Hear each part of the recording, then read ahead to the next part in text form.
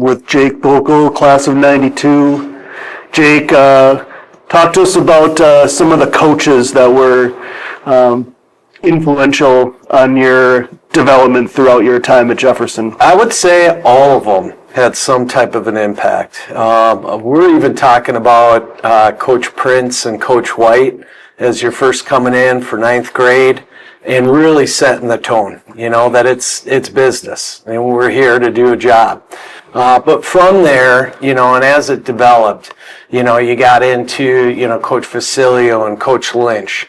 And then by the time that you got into, the varsity level, and, the way that I look at it and here's a great example, and I was thinking about this earlier. We had played a game my senior year, and at that point in time, we didn't really play that well. We didn't show up. And the vice principal, Kuklish, was dying from cancer. And I remember, Coach Shea really just giving us to the team of the kind of effort that you would put out. And here's a guy that's fighting for his life. Get your priorities in order. And at that point in time, as you're 17 or whatever, you may not fully understand the message. But as you get older in life and these stories stick with you, it kind of becomes ingrained, right? And you learn. And the way that I look at it is they were great coaches, but they were better men. And there's nothing better to lead men than men, and to kind of show you this is what we do. This is what we're about. And that's, I think, more of just the foundational aspect of teaching boys to become men. And showing up on time and showing respect. Yes, sir. No, sir. All those little things. And it just becomes a part of who we are. Talking more about the coaching staff, what do you think made that group of coaches so special? Because we've interviewed a lot of people, and so many people go back to the coaches and how well they treated the players. What do you think helped make them so successful in terms of inspiring so many players going through the program? So I don't think it's osmosis, but I think it's infectious. You had a group of men that wanted to be there, that had a vision, that had a purpose. And with that core of kind of what that nucleus was all about, it kind of radiated into the team. And so Coach Shea, it was always just everybody had a nickname, and that instantly caught connection. And it was those type of things, and just Coach Lynch, running the hills, and he'd be doing this, just in the words of St. Thomas Aquinas, get your asses up that hill, it would be those kinds of things. And it was this balance of we're here to work, but we're here to have fun too. You can have fun in what you're doing and really love what you're doing. But I think it really carried through with those guys. And it wasn't so much on the field, but it was also in the hallway. These were the guys where you were coming out of the classroom and they'd put your arm around your shoulder, just, how you doing today? What's going on? They took an active interest not only in the game, but into their players as well. And I think, all of them, just really impacted big time that way and just made that a very special group.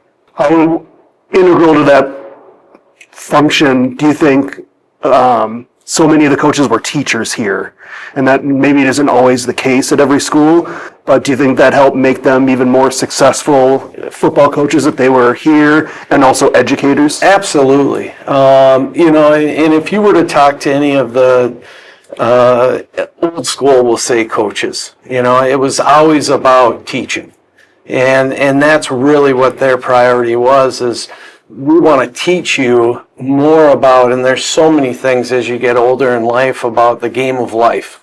And there's so many parallels with football with that.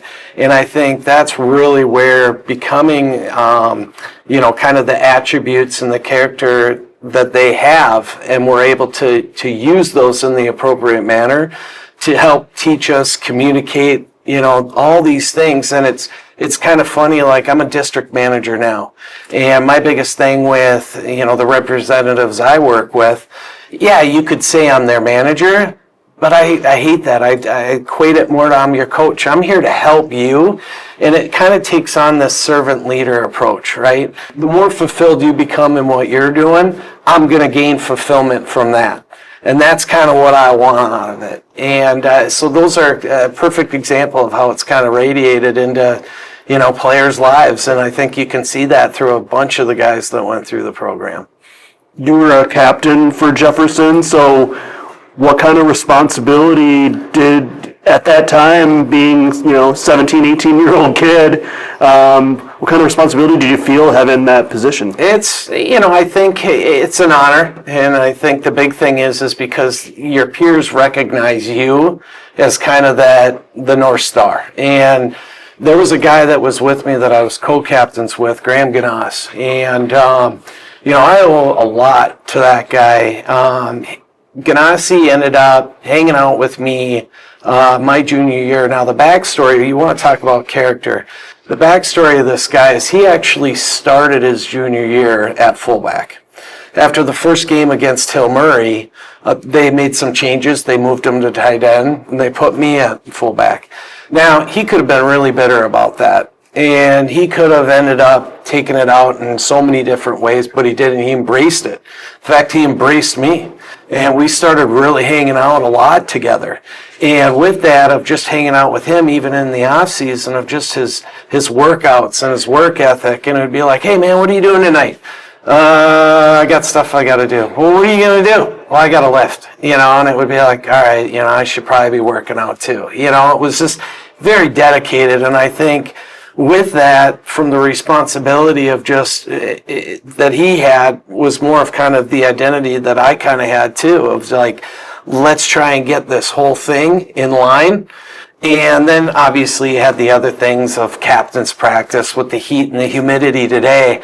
Walking into the school, I was pretty much having PTSD, like thinking, oh my God, I'm going to have to run hills today or something. But no, you had those responsibilities and how you carried yourself. Outside, but also, in the school as well, and to really kind of create that bond amongst the fellas.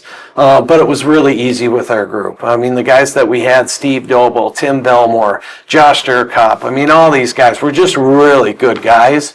And I think it made the job easy. You want to tell some of the stories you were sharing?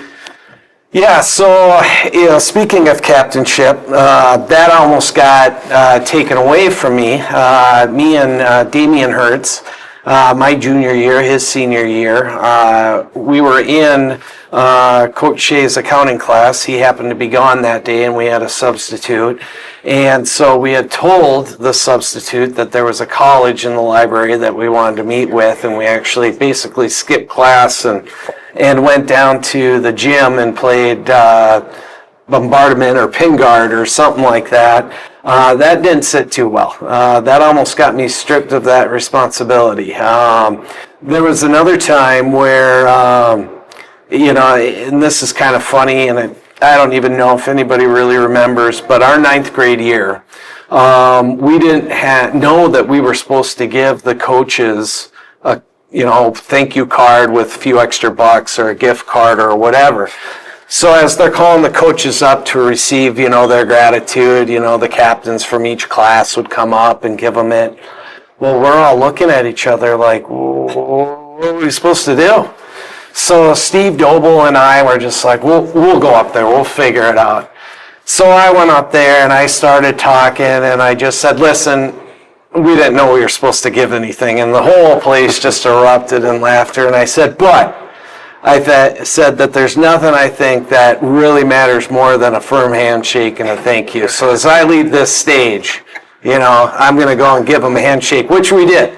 And from there on, I was known as Clarence Darrell. And I don't know if you know who Clarence Darrell was, but just a very famous attorney with the Evolution lawsuit or whatever. But that's where my nickname evolved from, right? I got to keep an eye on this guy, But it was that kind of stuff. We had some little things in the huddle where maybe we didn't like the play and we thought about changing it, and we had this maybe 10 seconds deliberation amongst the guys of like, no, we better not do this. Like, let's just stick to the plan. But, some of the fun stories, and, I really like guys like Sam Elder and Brian Birch, these guys that were kind of like the class clowns. But they really brought a lot of fun to it. And I can remember singing Ring of Fire and The Gambler after games. To this day, Ring of Fire's like my number one song. Like if it's karaoke, that's what I'm singing. So it's just a lot of just that fellowship that came about. And there's tons of different stories, but those are the ones that kind of come to mind.